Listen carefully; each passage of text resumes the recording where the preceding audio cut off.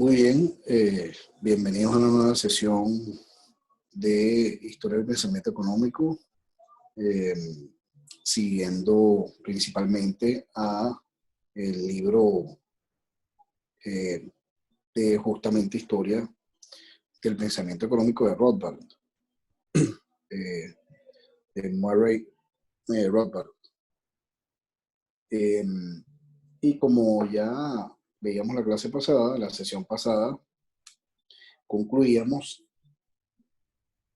el capítulo que Rothbard dedica al mercantilismo y libertad de Inglaterra, particularmente en la etapa que va de los Tudor, de la dinastía Tudor, a la Guerra Civil.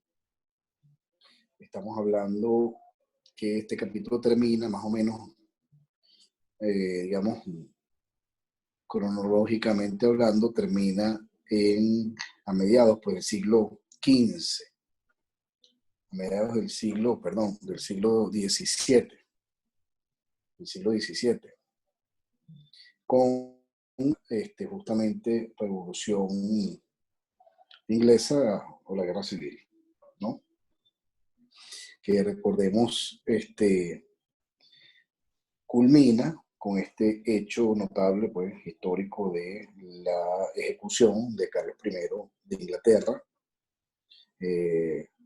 rey de la dinastía Estuardo,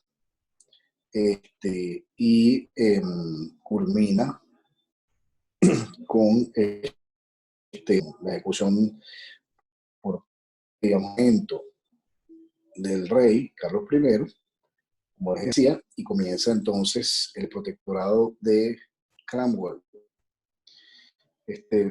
También estuvimos comentando la sesión pasada que luego de Cromwell viene, digamos, el reino de Carlos II, hijo de Carlos I, de Inglaterra. Bueno, con este hecho notable donde el parlamento, digamos, o el rey de alguna manera la corona se sujeta, ¿no?, a las decisiones del parlamento, culmina, digamos, ese capítulo de Rothbard. Y rápidamente, en el capítulo, para empalmar con el nuevo capítulo que nos presenta Rothbard en Historia del Pensamiento Económico, rápidamente recordamos que en ese capítulo Rothbard, pues, nos está dando una serie de propuestas, de proponentes, de ideas, de pensadores y de, digamos, también artísticos, digamos, influyentes, muy influyentes en la corona, y que de alguna manera propulsaban, inspiraban, promovían ideas mercantilistas. Y bueno, en ese capítulo rápidamente recordamos que estuvimos hablando de la gran cadena del ser, ¿no? La gran cadena del ser.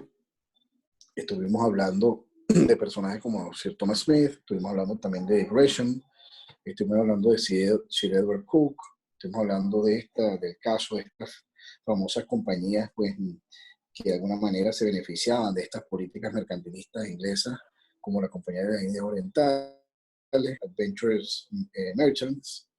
Estuvimos hablando de Wheeler, estuvimos hablando de Price Bond. Estoy recordando algunos nombres, los que ya dijimos, de los tantos que Rothbard nos presenta, ¿no? Estuvimos hablando, por supuesto, hacia el final, estuvimos hablando de Sir Francis Bacon, y por supuesto culminamos con la sesión pasada con William Petty. Bueno, en este entorno, digamos, mercantilista, de guerra civil, vimos la experiencia de Petty, en este entorno del empirismo de Bacon, muy, como dijo Rothbard y lo repasamos, muy acorde al signo de sus tiempos, ¿no? Llega Rothbard a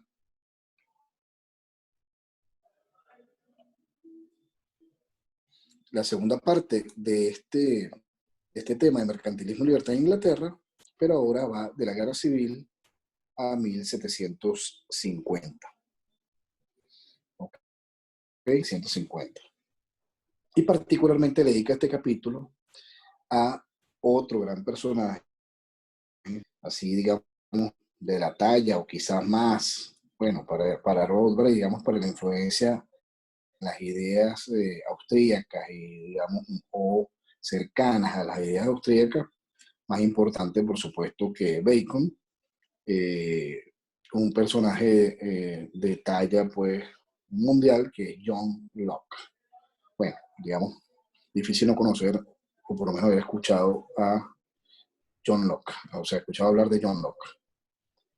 Entonces, claro, básicamente este capítulo, que es un drill a 1750, Rothbard lo dedica a John Locke, y son prácticamente dos digamos, apartes dentro de este mismo capítulo. El tema de libertad y propiedad, los niveladores y Locke, y la contraposición que John Locke presenta a esas ideas mercantilistas, inflacionistas de su época. Entonces, digamos que en el recorrido de la historia del pensamiento económico que nos presenta Rothbard, aquí llegamos a un pensador fundamental, de los que uno pudiera mencionar en la historia del pensamiento económico hasta ahora, que a lo mejor son contados con las dos manos, ¿no? Como relevantes, digamos, para las ideas afines a las que promueve o intenta promover en Historia del Pensamiento Económico en nuestro autor, ¿no? Rothbard. Bueno, entonces hablábamos de anteriormente la dinastía Tudor hasta la Guerra Civil, que era, como les decía, mediados del siglo XVII, estamos hablando de 1650 aproximadamente, cuando comienza el protectorado de el protectorado de eh, se me acaba de ir el nombre, perdón, Cromwell, perdonen, y comienza, digamos, esta etapa, esta segunda parte, que es de la Guerra Civil, a 1750. Es decir, más o menos un siglo recorre Rothbard ahora, y particularmente se lo dedica a John Locke. Bueno, comencemos con esta primera parte, que es los liberadores y Locke. Eh,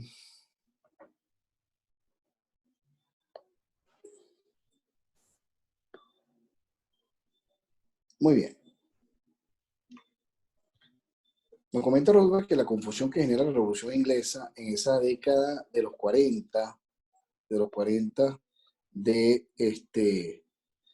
del siglo XVII, ¿no? En esa década, que recuerden termina, como les comentaba, con la ejecución del rey, Carlos I, generó, por supuesto, agitación política e institucional y estimuló de alguna manera un pensamiento radical en política. Recuerden que estamos en un entorno, pues, eh, viendo, estudiando desde la dinastía Tudor, pues, en el capítulo anterior, que es un entorno muy mercantilista, inflacionista, de protecciones y además del empirismo. Bueno, ya habíamos pasado, por supuesto, por la teoría de la correspondencia, etc. Entonces, el empirismo, estamos allí.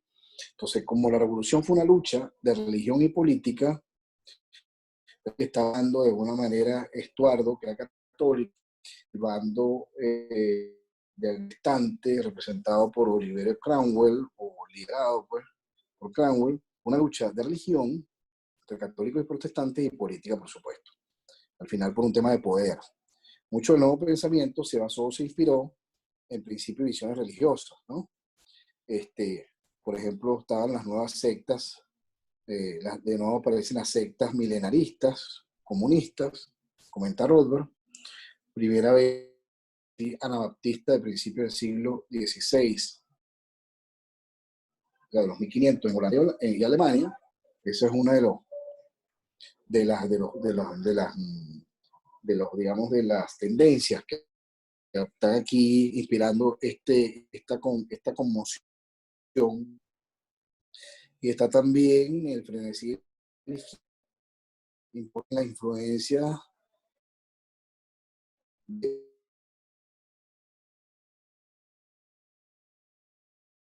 por eso,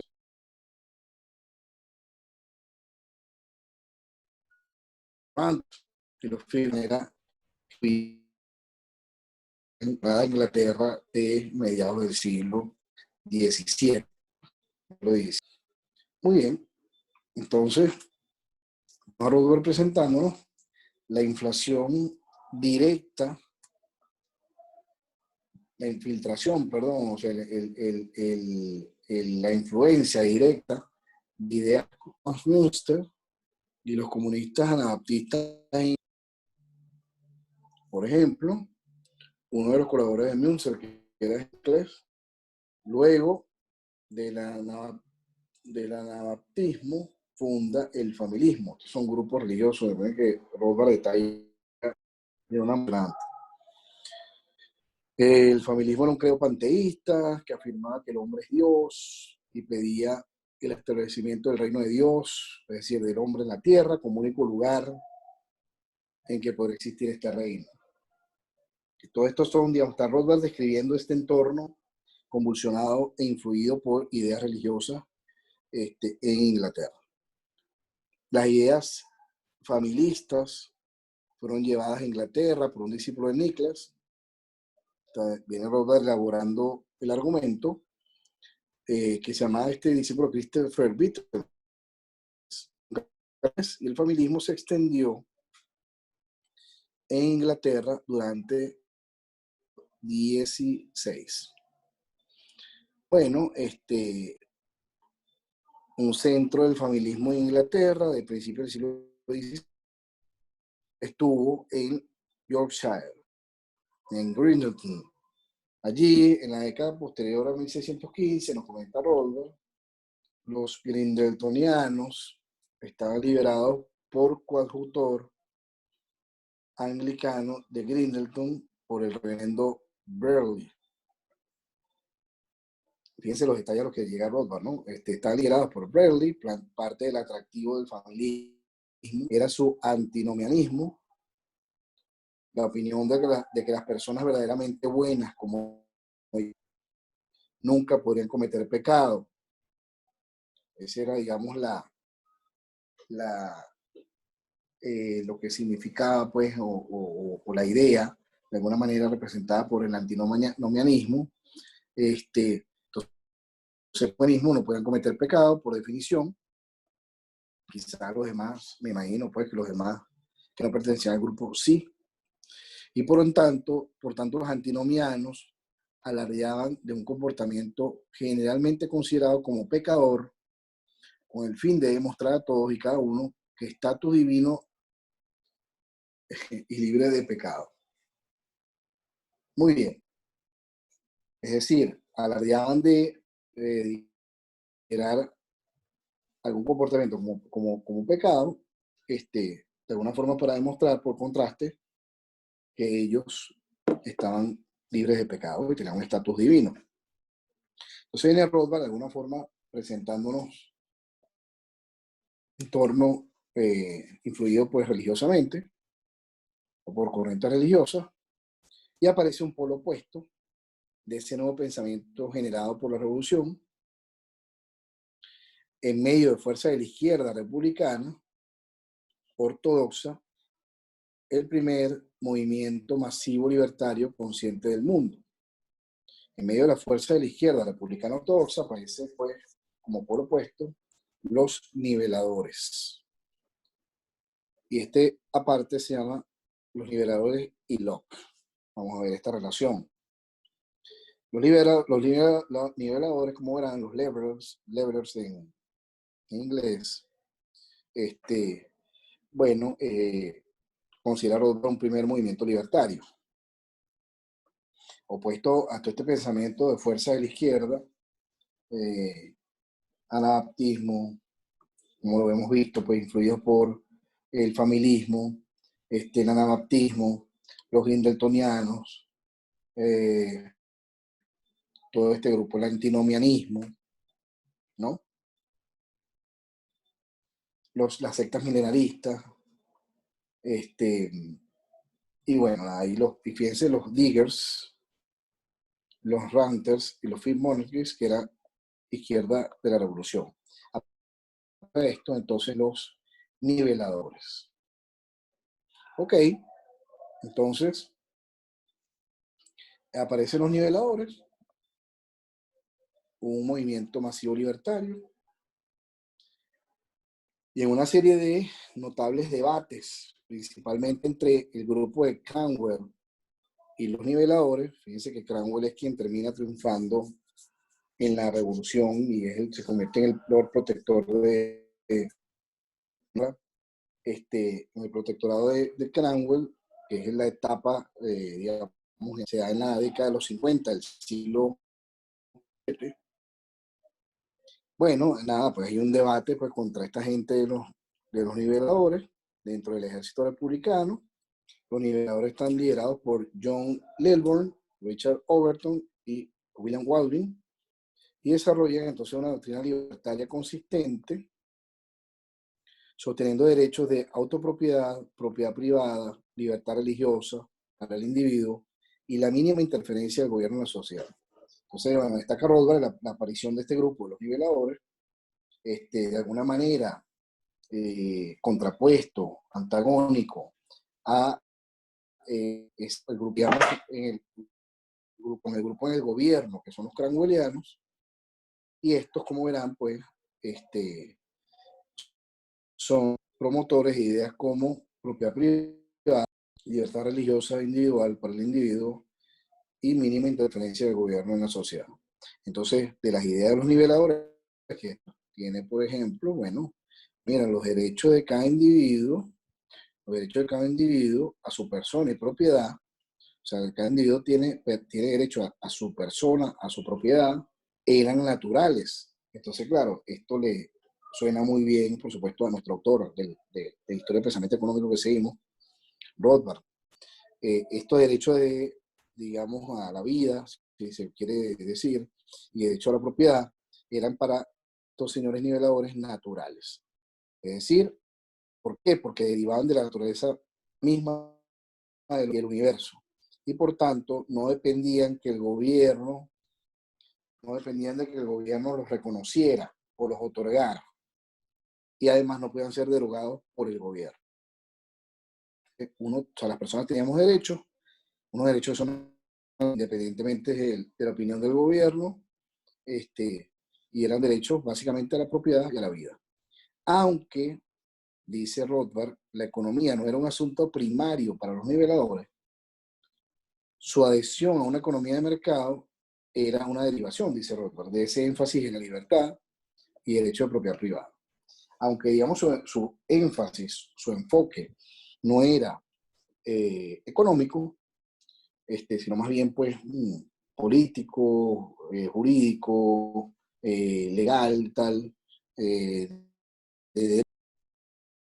de justicia, aunque su enfoque era más ese, que el económico. Rothbard dice, bueno, que seguramente su propensión a promover una idea de economía de mercado era digamos, una deducción lógica a partir de sus ideas de libertad y de derecho de propiedad privada.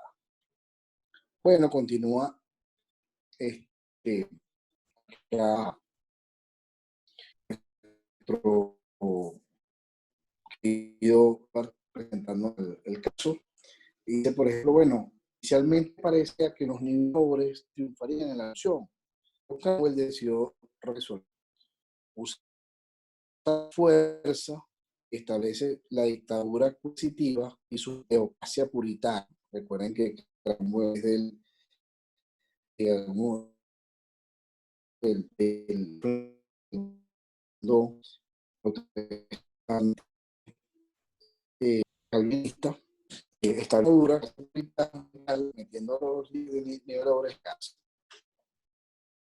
Es decir, niveladores también de alguna forma debatían de éxito republicano con los pleianos, resolvió por su revolución, Cromwell decidió que además victorioso de la revolución, decidió resolver el tema con cura y meter en la cárcel contra cada puritana y meter en la cárcel a los 10 niveladores. La victoria de Cromwell y sus puritanos sobre los niveladores resultó funesta, opina Rothbard, para el curso de Inglaterra.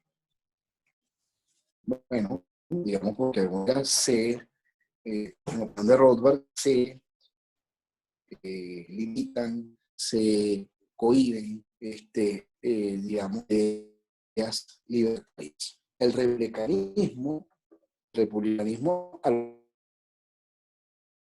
ojos de a pie, siempre asociado al movimiento de gobierno de los años de Cromwell. Entonces, claro, para Rothbard esto es una lesión muy grave para el curso de la historia de Inglaterra, porque ahí en adelante pues, se asociaría al republicanismo, que más bien debe ser como positivo, se asociaría con el sangriento gobierno de Cromwell, de los temas puritanos, el régimen religioso y el saqueo de las grandes catedrales inglesas.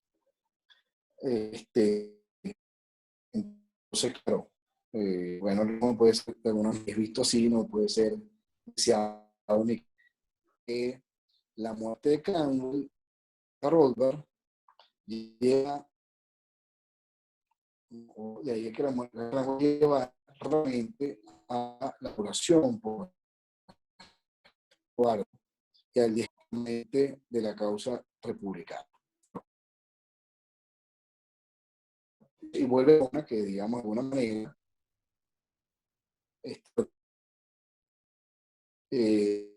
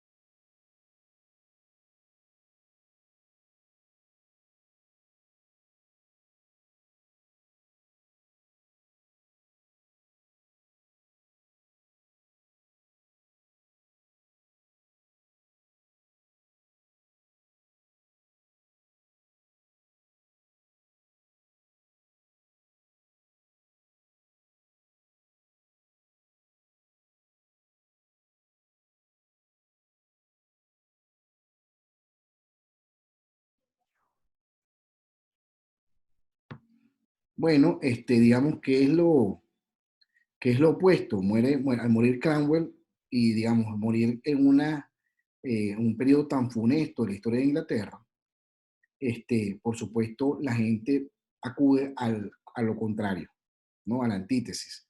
Entonces muere Cromwell, que es asociado con el republicanismo, que además, en vez de tener aspectos positivos, tiene toda esta asociación de cosas, de cosas, cosas, de cosas negativas,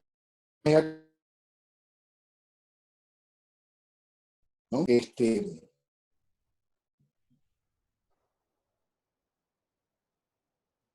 Lleva esa asociación de cosas negativas, entonces, claro, la gente busca la antítesis, que es justamente los estuardos y descrédito de la causa republicana. Los estuardos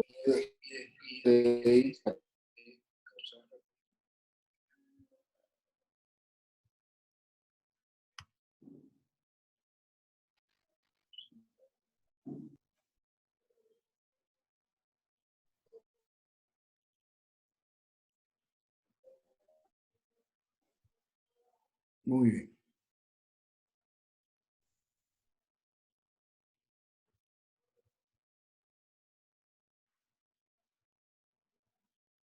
Ok. Entonces, Por supuesto, como ya decimos, la, como decimos, la gente, disculpen que hubo como una interrupción aquí con el internet, que afectó el sonido y la imagen. Pero bueno, como decimos, la muerte de Cranwell restaura los estuardos y el descrédito de la La causa gente, como republicana. Perdonen si tuve que repetir porque no estoy seguro si grabó bien. sí, sí. Bueno, continuamos. Bueno, no,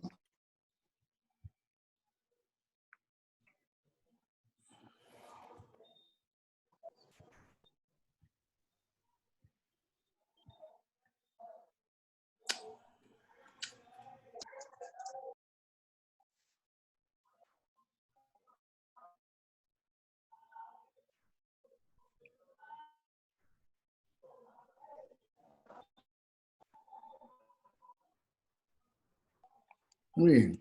muy bien. Perdonen si Perdonen si un corte por un aquí. corte. Como estoy aquí revisando que todo esté en orden.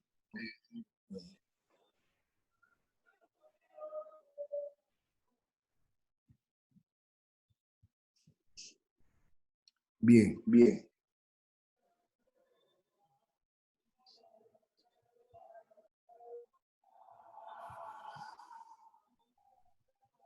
Bueno, Bueno,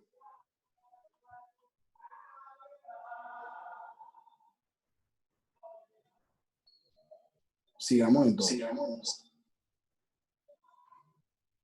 Por el contrario, comenta aquí Rothbard, probablemente en un gobierno nivelador, es decir, de los levels de este grupo, probablemente, comenta Rothbard, en un gobierno nivelador de libertad, tolerancia religiosa,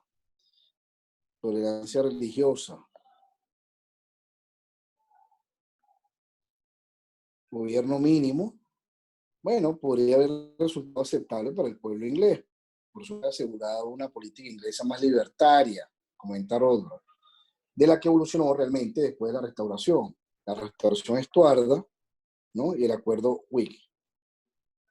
Recuerden que en Inglaterra están estos dos bandos, los Whigs y los Tories, ¿no? Unos más conservadores, liberales. Pero bueno,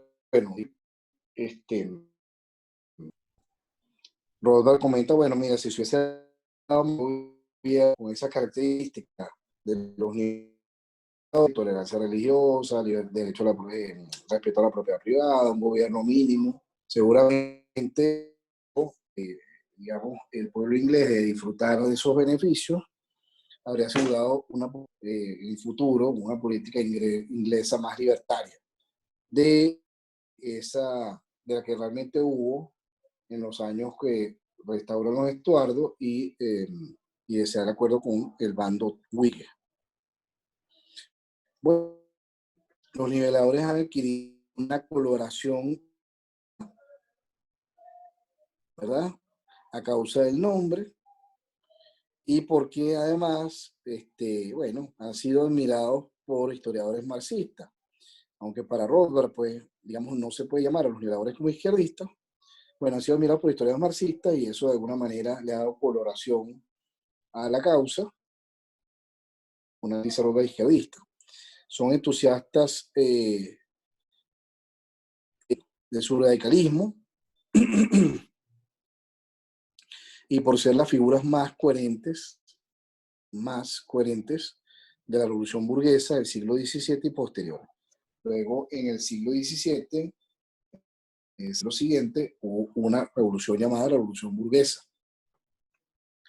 Sin embargo, los niveladores no eran en modo alguno igualitaristas, comenta Rothbard, es decir, ya los niveladores no eran igualitaristas como promueve de alguna forma las ideas marxistas, excepto en el sentido libertario del laissez-faire, o sea, del dejar hacer. Se oponían a los privilegios especiales otorgados por el Estado, es decir, La única el único aspecto de los niveladores que era de alguna forma igualitarista, era todos iguales, por supuesto, ante la ley, y que dejáramos hacer, que se dejara hacer a todo el mundo por igual. No estaban de acuerdo con privilegiar u otorgar prebendas y concesiones por parte del Estado a grupos. Entonces, en ese sentido eran igualitaristas, pero no en el sentido, dice Rothbard, que a lo mejor dio la historia con su coloración marxista o izquierdista, no en el sentido marxista de igualdad, ¿no? Bueno, nos presenta finalmente, o llega ya finalmente a presentarnos el personaje central de este capítulo, que es John Locke.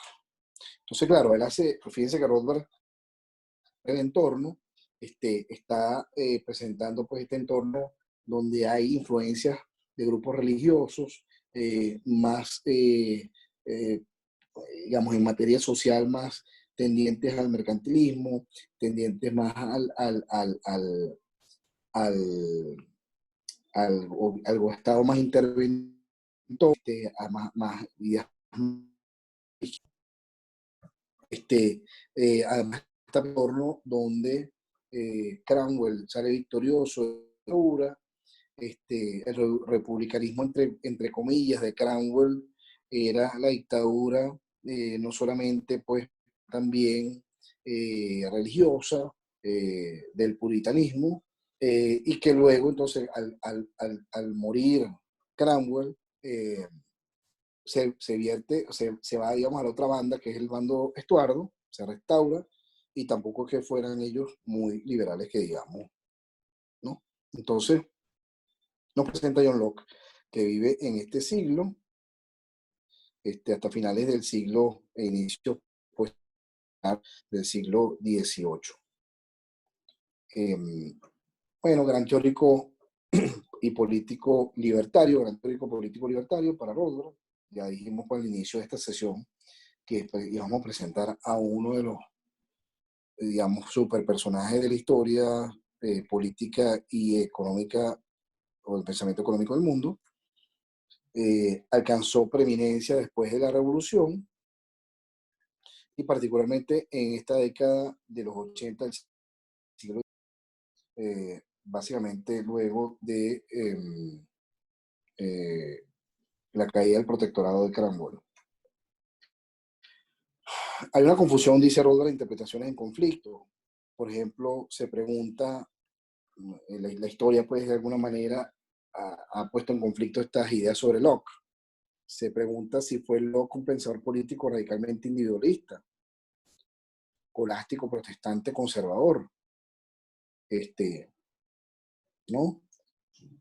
Y uno escucha, digamos, que bueno, sí, puede ser político radicalmente individualista, pero para que tiene además, Rothbard tiene de alguna forma un sesgo escolástico, que ya hemos comentado, pues es lo mejor más que lo que la historia a lo mejor lo ha llamado,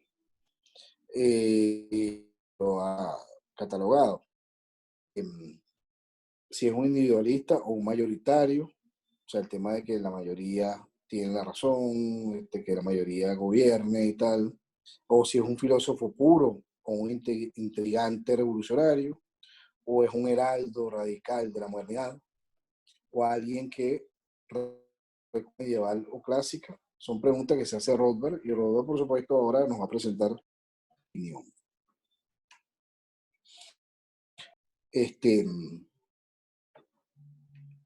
La mayoría de estas interpretaciones, extrañamente, no se contradicen realmente. Comenta Rothbard, no se contradicen realmente. De alguna forma él va a mostrar, en su opinión, que Locke tiene un poco de esas de alguna forma características que de alguna forma con las que los relacionan, con las que y que no es tanto, pues, que no son tan antagónicas. Entonces, dice Rothbard, bueno, los escolásticos pudieron haber dominado las tradiciones medievales y posmedievales, ¿verdad? Pero fueron pioneros y desarrolladores de las tradiciones de la ley natural y los derechos naturales. Esto constantemente nos lo viene recordando Rothbard de una u otra forma, ¿no? Los escolásticos y, digamos, su aporte en cuanto a la tradición de la ley natural y de los derechos naturales.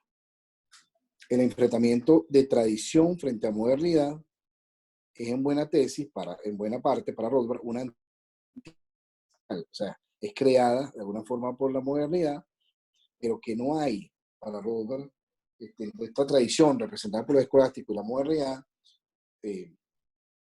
no hay como tal una antítesis, dice Rothbard, y nos va a comentar. Porque hay modernos, esta es parte del argumento, como Locke, no puede decir, no, Locke es moderno, o incluso Hobbes, ¿no? Ya lo vimos en el capítulo anterior, pueden haber sido individualistas y pensadores de derecho, pero también emplearon escolástica y ley natural. O sea, lo que quiere decir Rothbard es que en estas personas como Locke, por ejemplo, de alguna forma de estas tendencias, y no es que es antagónico, aunque se le llame moderno, es decir, un moderno como Locke, ¿verdad? Que puede haber sido individualista, también era de alguna forma escolástico y defensor de la ley natural. Locke, dice Rothbard, fue de hecho un ardiente protestante. Entonces, protestante, ¿verdad? Locke, pero así dice Rothbard, aunque fuera ardiente protestante, Rothbard dice que es un protestante escolástico. Claro, uno tiende a asociar a los escolásticos, por supuesto, con los católicos, ¿no? Pero dice Rothbard, bueno, mira, este es un protestante escolástico, muy influido por, por el fundador de esa escolástica protestante, Hugo Grocio. Ya de alguna manera, en la sesión pasada hablábamos de Grocio, este holandés, teórico holandés, pensador holandés. Ahora, dice Rothbard que Locke está influido por las ideas grocianas, ¿no? Y a su vez, Grocio estuvo influido por los últimos escolásticos católicos españoles. Entonces, aunque Grocio fuera, de alguna forma, protestante, ¿verdad? Era un escolástico, influido por escolásticos católicos españoles. Y entonces, a su vez, Grocio influye en Locke. Por lo tanto, de ahí vienen las ideas de escolástica y de ley natural de Locke, para Rothbard, ¿no? En su opinión. Esos grandes escolásticos jesuitas españoles, comenta Rothbard, como Suárez y Mariana, el famoso Juan de Mariana, de finales del siglo XVI, fueron pensadores de derechos naturales contractuales y son de alguna forma influencia en las ideas de Locke. Mariana, para Rothbard, fue un pre-lockeano, es decir, influye en Locke y es un ancestro, de alguna manera, un antepasado de estas ideas de Locke. Las ideas de Locke tienen alguna influencia raíz en Mariana. Esencia en el derecho del pueblo a recuperar los derechos de soberanía que habría delegado previamente en el rey. Es decir, para Rothbard, esas ideas lockeanas, ¿verdad? De que el pueblo le entrega, de alguna forma, delega la soberanía al rey, pero que en algún momento puede reclamar esa soberanía, ese derecho del pueblo, que al final es el soberano, puede reclamar esa soberanía para sí, cuando entienda que el rey pues va en contra, por ejemplo, de la ley natural o de los intereses del pueblo. Esa idea lockeana para Rothbard viene de Mariana. Aunque Locke, dice Rothbard, desarrolló los derechos naturales libertarios mucho más completamente, es decir, lleva más adelante estas ideas de derechos naturales libertarios, más que sus predecesores, seguía para Rothbard encuadrado en la tradición escolástica de la ley natural. para Rothbard se ha escrito erróneamente por de Leo Strauss y sus seguidores. Locke era un usista que, siguiendo a Hobbes, rompió con la tradición antigua de la ley natural. Para Rothbard, esto es un error. Es un error esta interpretación que él se la adjudica a Leo Strauss y sus seguidores, de que Locke era un dios natural que rompe, o sea, que sigue más bien a Hobbes y que rompe con la tradición antigua de la ley natural. Para Rothbard es un error. Para Rothbard, Locke tiene influencia y mantiene y desarrolla los derechos naturales libertarios a partir de la escolástica de alguna forma, bueno, inicialmente católica española, ¿no? En realidad, para Rothbard, Locke es un ius naturalista que es visión escolástica de la ley natural y era lo opuesto a esa apología derechista grossiana de Hobbes en el absolutismo estatal. Porque recuerden que Hobbes, ya comentábamos la sesión pasada, bueno, era un absolutista estatal, ¿no? Defendía, pues, la idea del absolutismo.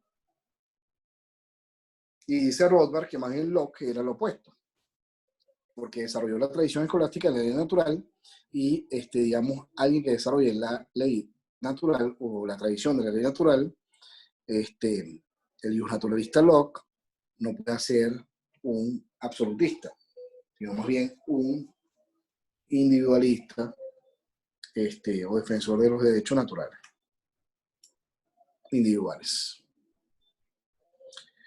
Entonces, para Rothbard no hay distinción y lucha entre esas preocupaciones libertarias de Locke y sus seguidores por un lado y la devoción a la virtud clásica por otro. Para Rothbard no hay aquí contradicción, no hay oposición entre, o sea, como si uno, o sea, como a veces las preguntas hace rato de Rothbard, ¿no? Como si se dijera, bueno, mira, Locke era, digamos, tiene ideas libertarias que es contrario a la devoción a la virtud clásica. No, para Rothbard no hay una pugna entre esas ideas. Que Locke tuviera esa preocupación libertaria, ¿verdad? También tenía, pues, también llevaba a Locke devoción a la virtud clásica que hereda de alguna forma de los escolásticos. En esta visión de antítesis, que es la que generalmente para Rothbard pues, se ha presentado, en esta visión de antítesis, los lockeanos, que son libertarios, ¿verdad?, del siglo XVIII, de Cato a Jefferson, que se refiere a Jefferson, Thomas Jefferson, pasan de ser individuales, radicales y librecambistas a nostálgicos revolucionarios que retornan a la virtud clásica antigua o del Renacimiento. Entonces, en esa visión de antítesis, personajes como Jefferson pasa mágicamente. Lo que dice Rothbard es que no hay magia allí. No es que pasa mágicamente de ser individuales radicales, ¿verdad?, a nostálgicos revolucionarios que retornan a la virtud clásica. No hay magia, dice Rothbard. Lo que dice Rothbard es que ahí hay coincidencia y se entiende lógicamente que siendo libertarios lockeanos, pues, influidos por Locke, ¿verdad?, bueno, también sean de alguna forma admiradores de la virtud clásica. Los seguidores de esa virtud, comenta Rothbard, se convierten de alguna manera en comunitaristas pasados de moda, en lugar de individualistas modernos. Esa es de alguna forma la visión de antítesis, ¿no? Que eso está pasado de moda, pues, la virtud clásica, en lugar de ser unos individualistas modernos. Entonces se pregunta Rothbard, bueno, y aún así, ¿por qué los libertarios y opositores a la intervención pública no pueden también oponerse a la corrupción y al capricho del gobierno. Porque los libertarios y opositores a la intervención pública no se pueden oponer a que el gobierno corrupto, caprichoso. Sí, deberían también poder oponerse, ¿no? O sea, libertario, o sea, es ser libertario en términos económicos y políticos, ¿verdad? Y otra cosa es el tema legal. Lo que quiero decir con esto es que esas dos cosas pueden coincidir en la misma persona, no son anti, ¿ok? Y no es que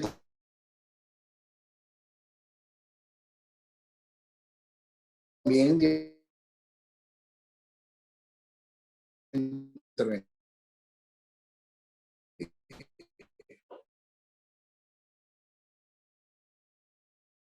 eh, que son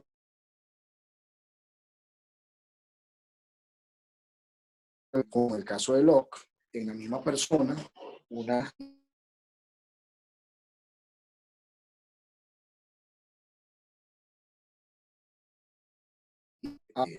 corrupción y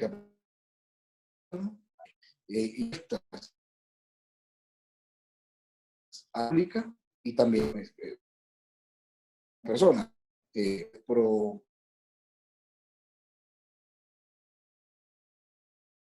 pro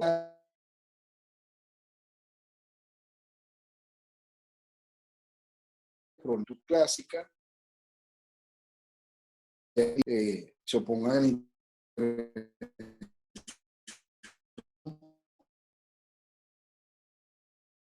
entonces dice Roda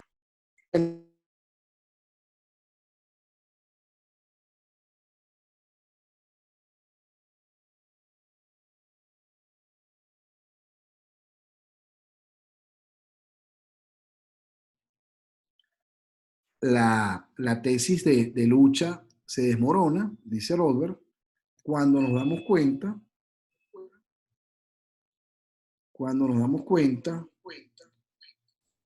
que ya vamos, ya vamos,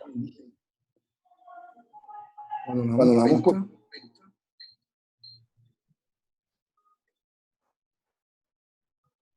que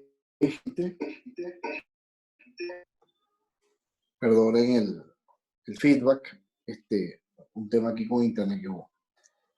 Bueno, como esa lucha o mejor dicho, la tesis de la lucha, o sea, que estas cosas son antítesis, ¿no? La virtud clásica con las ideas libertarias, son antítesis. Eso se desmorona, dice Rodberg, cuando nos damos cuenta, se desmorona cuando nos damos cuenta de que generalmente e indudablemente hasta Bentham lo vamos a conocer en el próximo capítulo, si no me equivoco, los devotos de la libertad y propiedad y los mercados libres han sido moralistas, así como partidarios de una economía de libre mercado. Y por ejemplo es Mariana. Un buen ejemplo de esto es justamente Juan de Mariana y los escolásticos. Es decir, eran moralistas, por supuesto, ¿verdad? Pero eran, o sea, a su vez, partidarios de una economía libre de mercado, de libertad, ¿verdad? De voto a la libertad, respetuoso de la propiedad privada, de los mercados libres y también moralistas. Entonces, Rothbard dice, bueno, esa es la principal demostración de que esto no es antítesis, ¿no? Ellas no son antítesis, esa idea. Entonces, este, esa tesis se desmorona, dice Rothbard. Hasta Bentham. Después veremos por qué. Bueno,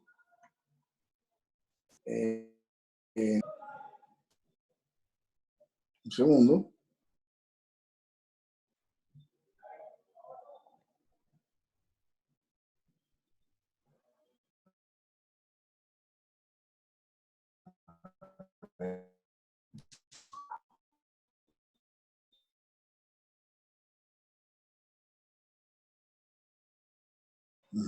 Libertarios, para los libertarios del siglo XVII. Para los libertarios del siglo XVII. Y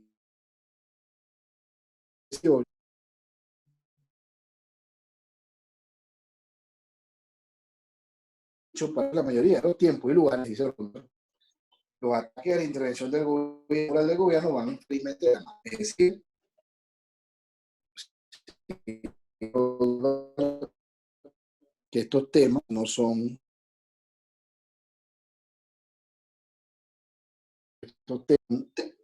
antítesis como tal, no representan antítesis. ¿Ok?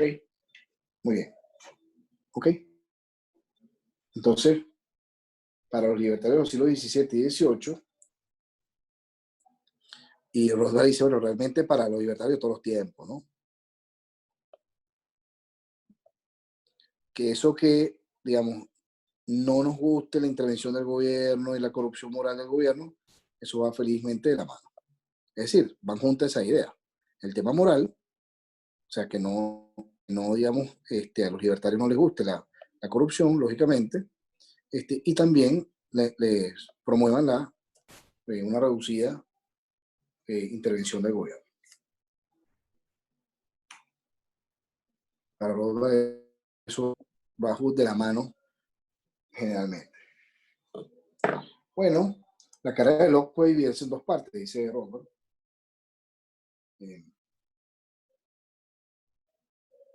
Segundo. La carrera de Locke, comenta Robert, puede dividirse en dos partes.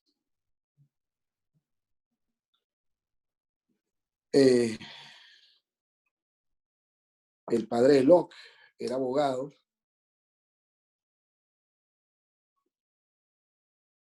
Presenta ahora Robert de alguna forma los orígenes de Locke, familiares, los orígenes familiares de Locke.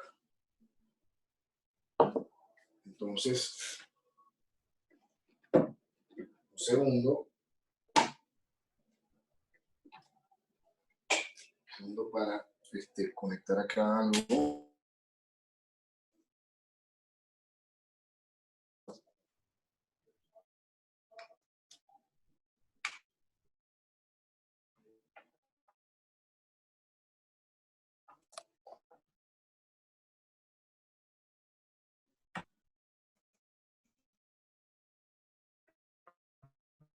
Bien. Ahora,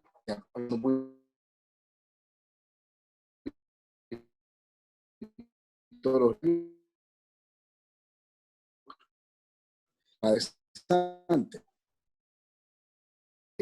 Como fue a fútbol y fue capaz de utilizar el empuje político de su mentor, que era el Alexander Pope, miembro del Parlamento. Recuerden que está la pugna entre los parlamentaristas y los que estaban pro la corona, ¿no? Para llevar a John, o sea, a Locke, hijo, a la eminente Westminster School. Entonces, el papá de Locke, que era un abogado que estaba, digamos, luchó en el ejército de Cromwell, que pertenecía pues a la pequeña nobleza rural puritana, aprovechó pues sus contactos políticos para, o sea, con este miembro del Parlamento, el coronel Popham, para que John Locke pudiera llegar a la escuela de Westminster. En Westminster y luego en Christ Church en Oxford.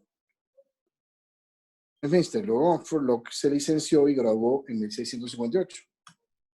Fíjense que se gradúa a finales de la década de los 50, que justamente estamos en pleno, y ya digamos, en pleno protectorado de Cromwell, ¿no? En 1622 es profesor de griego y retórica en la universidad.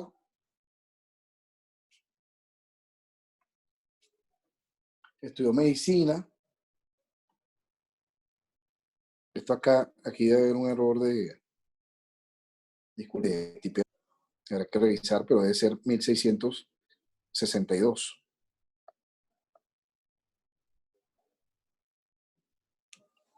Sí, o sea, cuando lo leí me pareció extraño.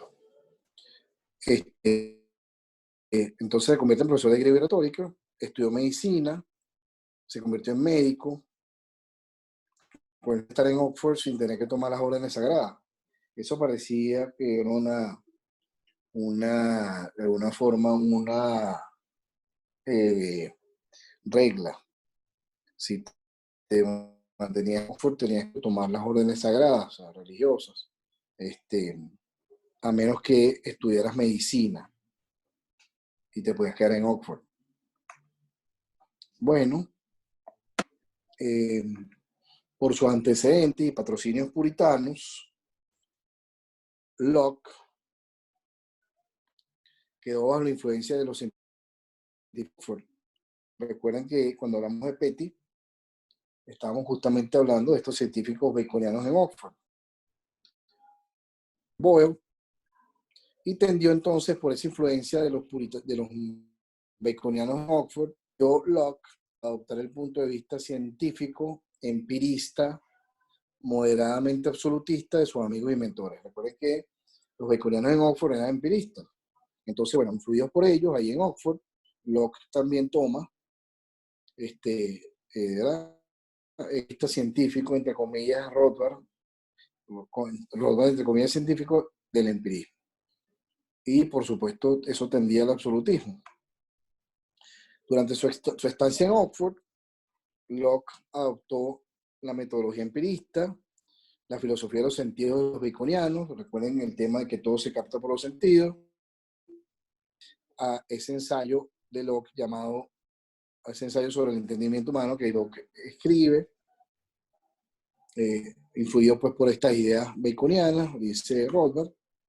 En el 61, Locke escribió 2 tratados denunciando la tolerancia religiosa y defendiendo el Estado absoluto aplicar a la ortodoxia religiosa. Es decir, fíjense, Locke, ¿no? de esta primera etapa. Incluso un tratado para denunciar la tolerancia religiosa, o sea, estaba en contra de esa libertad religiosa. Y más bien estaba proponiendo que el fruto, fíjense la época, protectorado de Cromwell, aplicara la ortodoxia religiosa, por supuesto, puritana. Posteriormente será defensor de la tolerancia religiosa. O sea, luego un cambio radical de sentido en Locke. Gracias a Dios. En el 68 es elegido para la Royal Society. Recuerden la Royal Society también, en la que participó Petty, uniéndose a colegas científicos baconianos. Entonces continúa Rothbard presentando al personaje. En el 66 se convirtió en médico.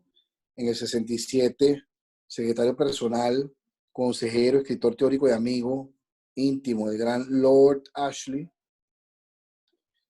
Y Ashley en el 72 fue nombrado primer conde de Shaftesbury. Es decir, Locke de alguna forma allí asciende, se ve influido en la sociedad, ¿no? Políticamente. Bueno, porque es secretario personal, consejero, amigo, teórico, escritor de Lord Ashley, que en algún momento, ya en el 72, se convierte en conde Shaftesbury. Entonces, por influencia del conde Shaftesbury, que es Lord Ashley, Locke se dedicó a la filosofía económica y política y a la función pública, así como a la intriga. Locke de alguna manera, promotor, Locke adoptó de Shaftesbury toda la visión Whig liberal clásica. Whigs, pues, son liberales clásicos. Shaftesbury convirtió a Locke defensor de la tolerancia religiosa. O sea, fíjense, gracias a Shaftesbury es que Locke da el cambio radical en el tema religioso. Estamos diciendo que hace pocos años había escrito 2 tratados a favor de la no tolerancia religiosa o de la dictadura religiosa, si quiere decir. Y bueno, gracias a Dios, pues, influido por Shaftesbury, en el 67, cambia radicalmente esa visión y ahora se hace tolerante religioso, ¿verdad? Y es un exponente libertario de la autopropiedad, de los derechos de propiedad y de la economía de libre mercado. Es decir, gracias a Shaftesbury se ve influido por las ideas Whigs, liberales, Locke, y ahora se convierte pues en un respetuoso de la libertad religiosa, de la libertad y de los derechos de propiedad y de la economía de libre mercado. Shaftesbury, un libertario, y animó el desarrollo del sistema de Locke. Esta es la influencia de Shaftesbury, se los demos a Shaftesbury, pues. Locke se convirtió rápidamente en un Shaftesburyista, que es un liberal. Durante toda su vida, Locke solo tuvo palabras de alabanza, por supuesto, mucho agradecimiento, y el epitafio de Locke para Shaftesbury declaraba, y entre comillas otra aquí, vigoroso, infatigable defensor de la libertad civil y eclesiástica. Las ideas que tomó de Shaftesbury Locke. Cita Rothbard, sin Shaftesbury, Locke no habría sido Locke en absoluto. Es decir, sin Shaftesbury, quizá hoy no estaríamos hablando, y menos Rothbard, estaría hablando bien de Locke. Porque era más bien, como vimos, un promotor, primero influido por las ideas baconianas, del empirismo, del cientificismo, entre comillas, de, bueno, todos los sentidos y tal, y de alguna manera esa tendencia absolutista que tenían los baconianos, pues era intolerante religioso. Entonces da el giro radical gracias a Shaftesbury. Por eso es que Rothbard dice que no habría sido Locke en absoluto. Esta verdad ha sido ocultada por historiadores, y aquí es donde Rothbard dice a los historiadores, de alguna manera de tendencia marxista, han ocultado esto, porque les ha dado miedo, han tenido horror, cómo se desarrolla habitualmente la teoría y la filosofía política, ¿no? En el calor de la batalla política e ideológica.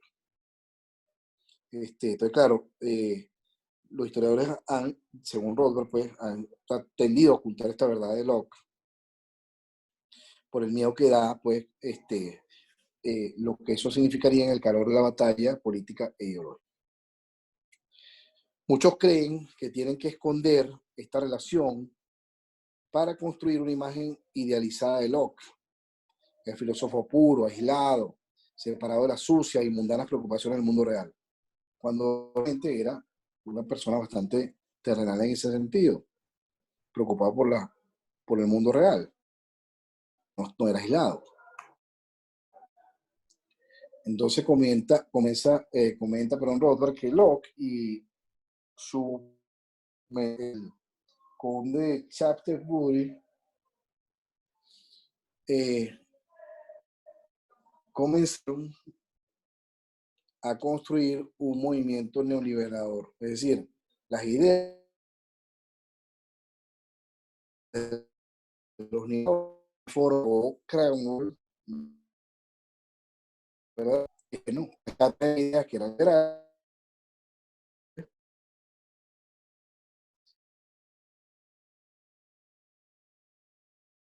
entre Locke y Shaftesbury con esta idea que parece los hombres, ¿no? Por la estructura de Locke sobre el gobierno civil, no los tratados sobre la intolerancia religiosa, sino en sus dos tratados civil escritos en estos años, comienzo de los años 80 del siglo XVII,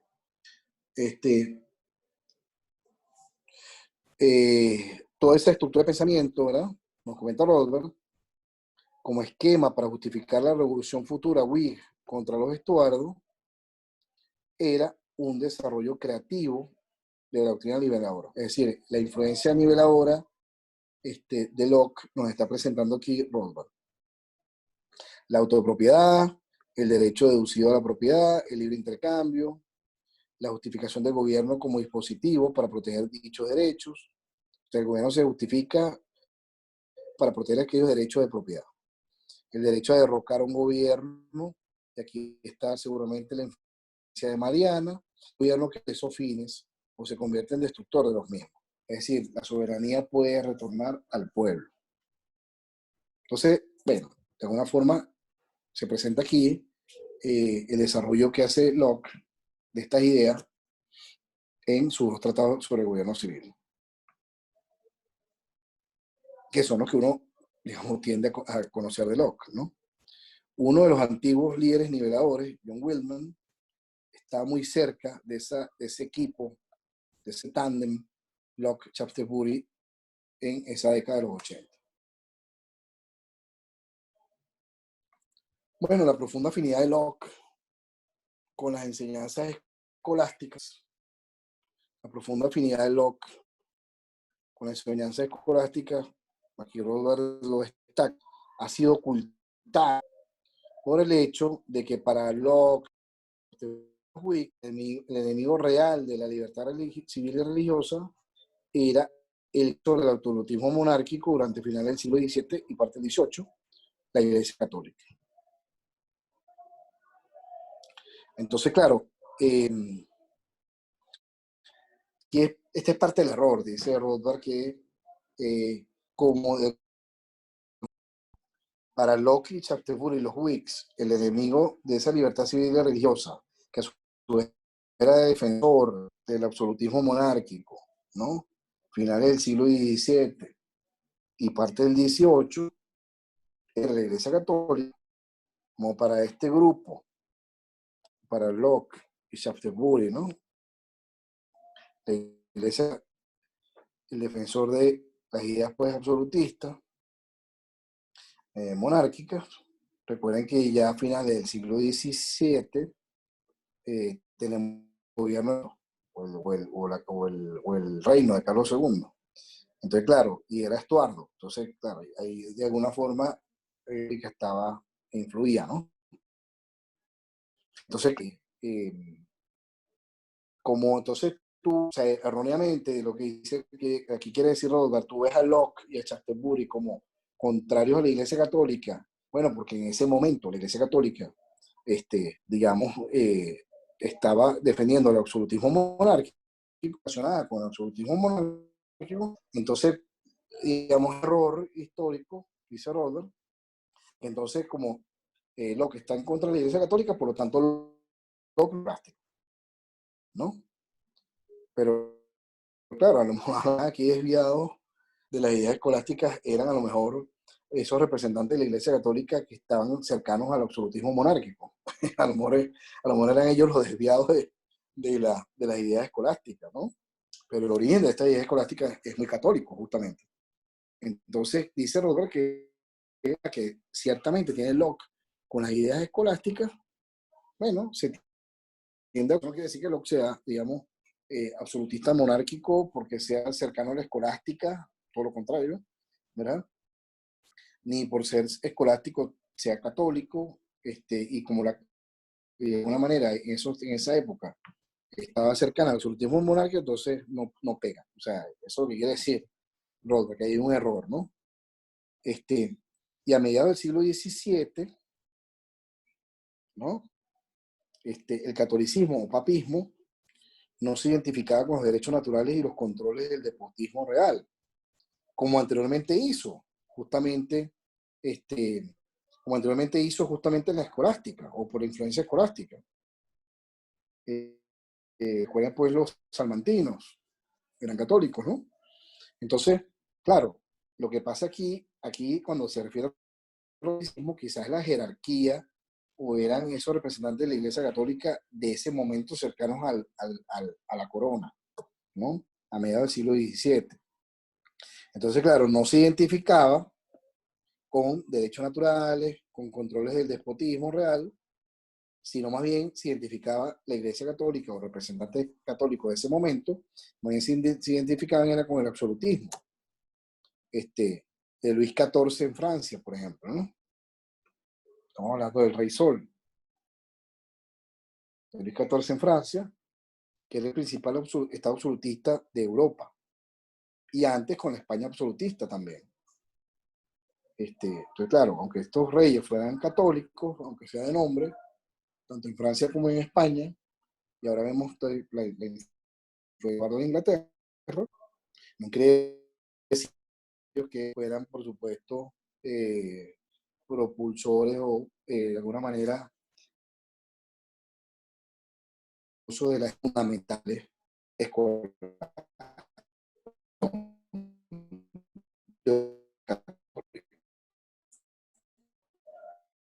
O sea, las cosas hay que ubicar y ubicar dónde está. Bueno, después de un siglo, había logrado quitarse de los ropajes de tiranía monárquica, tanto en los países católicos como en los protestantes. La reforma, digamos, católica, después de un siglo, había logrado quitarse esa relación que se le daba con las tiranías monárquicas, tanto en países católicos como en los protestantes. Desde el inicio del siglo XVII, estamos hablando de 1600, ¿verdad? La Iglesia Católica en Francia, jansenista y realista, había sido más una criatura del absolutismo real que un freno a su exceso. Era una criatura esa Iglesia Católica en Francia, o mejor dicho, esos representantes o jerarcas católicos, para no confundir las cosas, en Francia, era más una criatura del absolutismo real que un freno a los excesos del absolutismo real. Entonces, claro, se vinculaba con eso. En el siglo XVII podía defenderse que el país más próspero de Europa, ¿verdad?, que era la Holanda protestante, en el siglo XVII próspero de Europa, que era la Holanda protestante, era asimismo el más libre. ¿Libre en qué? En economía, en libertades civiles, en política descentralizada y abstinencia de aventuras imperiales, que era la Holanda protestante. Entonces, claro, no pudiera decir, y ya Rothbard de alguna manera tocó esto, cuando habló de Weber, cuando habló de aquella idea de que el crecimiento económico está vinculado con, digamos, con los protestantes y no con los católicos. Ya Rothbard en capítulos pasados se encargó de desmontar esa idea, ¿verdad? Pero digamos, aquí hay un hecho que de alguna forma pudiera apoyar esa idea, que el país más próspero de Europa, que era Holanda, ¿verdad? Fuera el más libre, y se entiende que el más próspero fuera el más libre, eso sí se entiende, ¿verdad? En economía, en libertades civiles, descentralizar la política, abstinencia de aventuras imperiales, o sea, hacer esas cosas y tal, de conquista y tal, y era protestante. Entonces no puede vincular ahí el crecimiento económico con la religión. Pero ya Rothbard se encargó atrás de desmontarlo, ¿no? Realmente el crecimiento económico tiene que ver con esa idea de libertad económica. Entonces, más allá de, más que el tema religioso, ya más, esa idea de libertad económica ya Rothbard mostró que tienen orígenes, bueno, en escolástica católica. Un análisis más detallado de la política holandesa del siglo XVII, un análisis más detallado, demostraría que el partido del libre mercado, la descentralización, la paz, eran los republicanos buenos. Es decir, era esta Holanda protestante, a lo mejor de mayoría protestante, ¿verdad? Libre económicamente y civilmente y próspera, tenía un partido que era el que proponía esas ideas de libre mercado o liberales, que se llamaba los republicanos o arminianos, seguidores del teólogo protestante Jacobo Arminio. Y Rothbard, que entra en estos detalles, dice, bueno, mira, pero resulta que Arminio, aunque fuera un teólogo protestante, estaba teológicamente cerca de los católicos en la creencia del libre albedrío para la salvación. Recuerden que, y esto es importante destacarlo, para Calvino, yo no estaba predestinado. En cambio, para los católicos, y así también, digamos, este protestante arminio, estaba cerca teológicamente de la idea de que uno tiene un libre albedrío y, digamos, toma decisiones para salvarse, ¿no?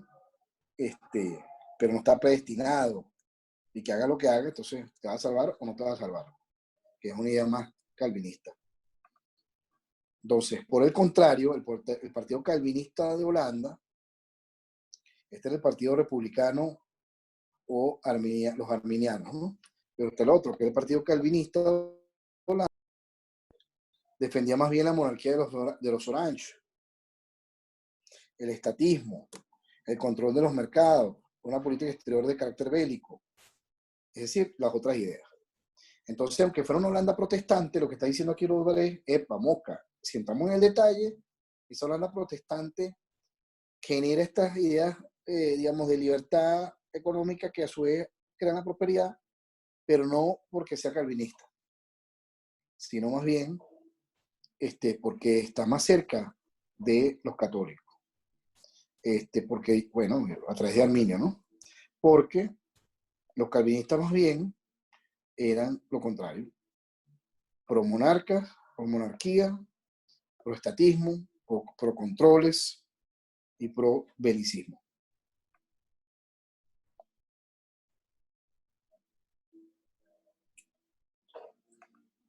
Fue fácil para los Whigs y los liberales clásicos ingleses identificar el absolutismo, los impuestos, los controles, las guerras de los Estuardos con el catolicismo. Claro, digamos que no. Entonces uno pudiera decir, bueno, las ideas católicas son más bien absolutistas, de impuestos, de control en la economía y guerreristas. No. Ahora, lo que pasa es que estaban cerca de los Estuardos que si eran así. Entonces, claro, los ingleses, los liberales clásicos ingleses y los Whigs identificaban estas ideas, digamos, negativas con el catolicismo, hacia que los Estuardos se inclinaban, pues los Estuardos se inclinaban, ya lo hemos dicho, a la religión, pues a la católica. Y quedaba todavía el fantasma de Luis XIV, que también era cercano a los católicos. Y digamos, también hacia allí se inclinaban los Estuardos. Entonces, claro, uno decía, bueno, los Estuardos son de controles absolutistas, de impuestos, de control de la economía, de intervención guerrerista. Ah, bueno, los tipos dicen que son católicos. Ah, bueno, entonces el catolicismo es así, es malo. ¿No? Entonces, claro, los liberales clásicos y los Whigs relacionaban todas esas ideas negativas para ellos, ¿verdad? Negativas en su opinión, con el catolicismo y los Estuardos y Luis XIV.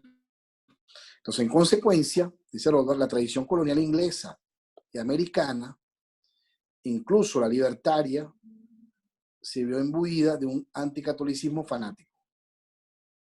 Entonces, por esta razón, toda esa tradición colonial inglesa y americana y esa tradición libertaria estaba impregnada de un anticatolicismo fanático.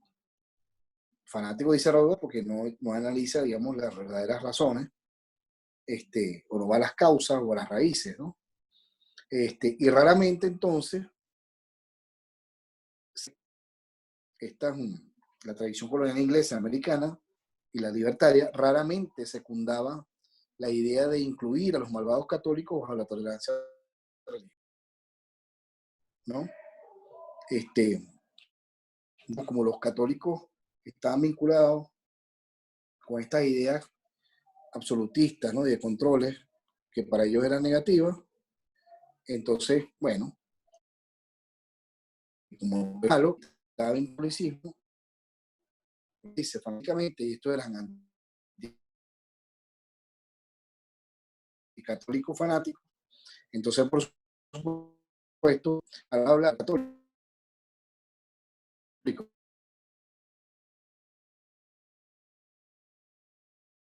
entonces había que, claro,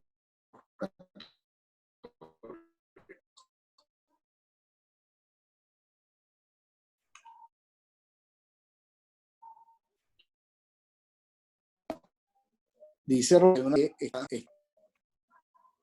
Ahora un poquito. Dice Rothbard que hay una confusión común entre. Vamos a borrar un poco.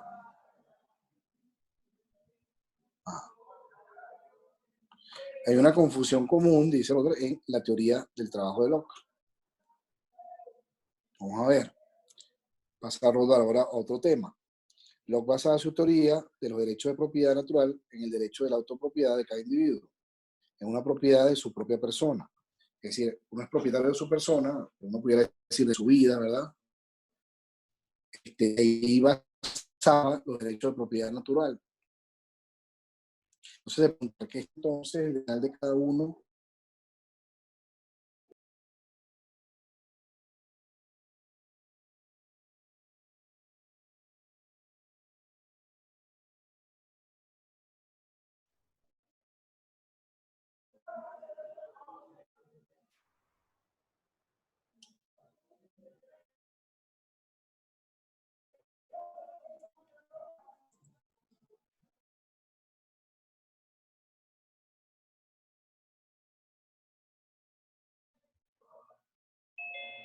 Ok,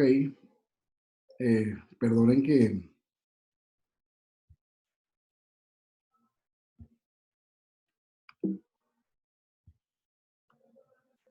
perdonen que el internet volvió a fallar. Perdonen que el internet volvió a fallar. Espero que me estén escuchando. Perdonen que el internet volvió a fallar.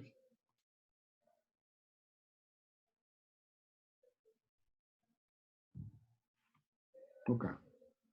Entonces, estamos finalizando. Además, está muy complicado el internet. Disculpen, por favor. Entonces, ¿qué establece? Se pregunta Rothbard, ¿qué establece entonces el derecho original de cada uno a la propiedad material o territorial o de recursos naturales, aparte de la propia persona? Se pregunta Rothbard esto. En la teoría de Locke, la propiedad se obtiene de lo común o de lo no apropiado. Entonces, o de lo no apropiado. O de lo no apropiado.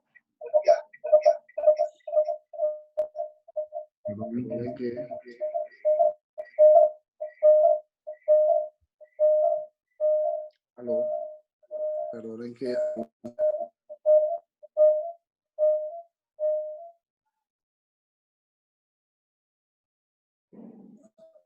Aló, aló, aló. Ok. Perdonen que hay un feedback, que bueno, es el internet que está, cae y se regresa, entonces bueno, complica todo. ¿No? Rothbard está comentando que hay una confusión común en la teoría del trabajo de Locke, la teoría de la propiedad. Porque Locke basa su teoría de derechos de propiedad natural en la autopropiedad. Es decir, cada individuo es propietario. Entonces, en él basa los derechos de propiedad.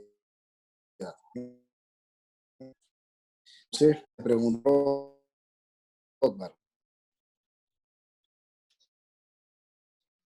¿qué establece entonces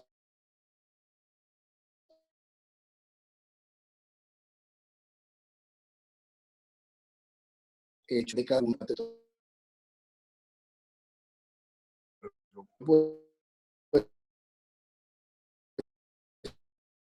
pues, esta cosa es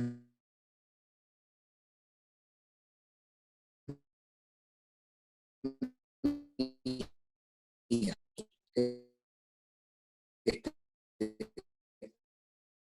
aparte de la propia persona, ¿no?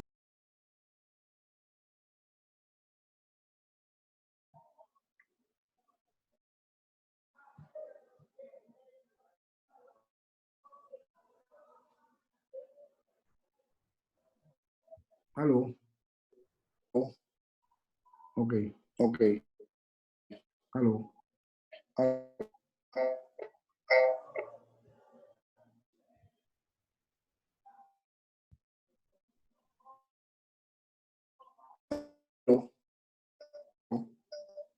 perdonen, ok. Bueno, perdonen, por favor, perdonen, Perdonen por favor de nuevo la caída del internet, ya estamos finalizando. Complicada, ¿verdad? La clase de hoy, la sesión de hoy. Entonces, claro, se va el audio, se va el video y después vuelve a de nuevo el internet, que está, digamos, intermitente, vuelve a aparecer todo. Y bueno, espero que la grabación, por supuesto, va a quedar mal, no esté tan grave. Pero bueno, para terminar esto, se pregunta Rothbard qué es lo que establece entonces que uno sea propietario de algo, ¿no? Que establece la propiedad material o territorial o de recursos naturales, aparte de la propia persona. O sea, bueno, mira, acuérdense que él basa la teoría de los derechos de propiedad natural en propiedad. Entonces, la teoría, digamos, del trabajo de Locke es la respuesta, que es que si yo, o sea, esto es mío porque no tenía dueño anteriormente y, bueno, de alguna forma quiero, Locke lo que quiere es llegar al punto de por qué algo es propiedad de alguien, o sea, por qué eso es mío.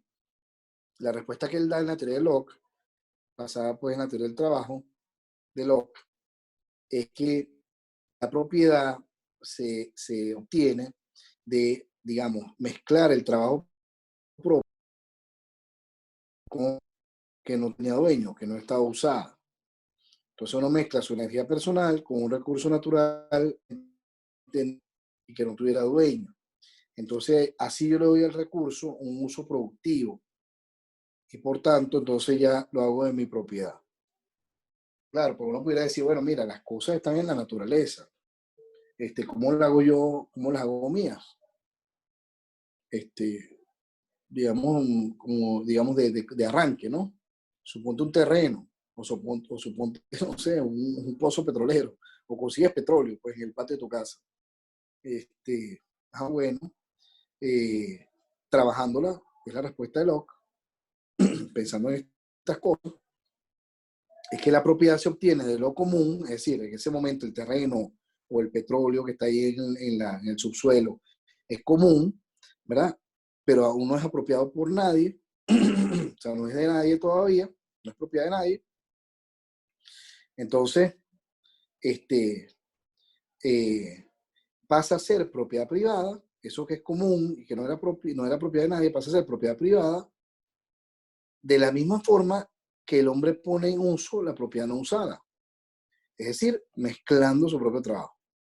Entonces ahora yo agarro ese petróleo que conseguí en el patio de mi casa, lo convierto en un recurso valioso, en algo útil, ¿verdad? Le agrego valor, que es mezclarlo con mi propio trabajo, con mi idea, y entonces ese recurso natural, que antes no tenía dueño, ¿verdad? No era usado y no tenía dueño, mezclado ahora con mi trabajo, lo convierto en productivo, ahora se agrega valor para alguien, y por lo tanto, ahora sí es propiedad privada. Es como si yo dijera, bueno, mira, el petróleo que está en el subsuelo, o sea, no nada, si yo no lo saco de allí y lo convierto en un producto que le cubra una necesidad a alguien, que le agregue valor a alguien, entonces que esté dispuesto entonces a pagar un precio por eso. Y eso se convierte, sale digamos, del subsuelo y se convierte en eso útil,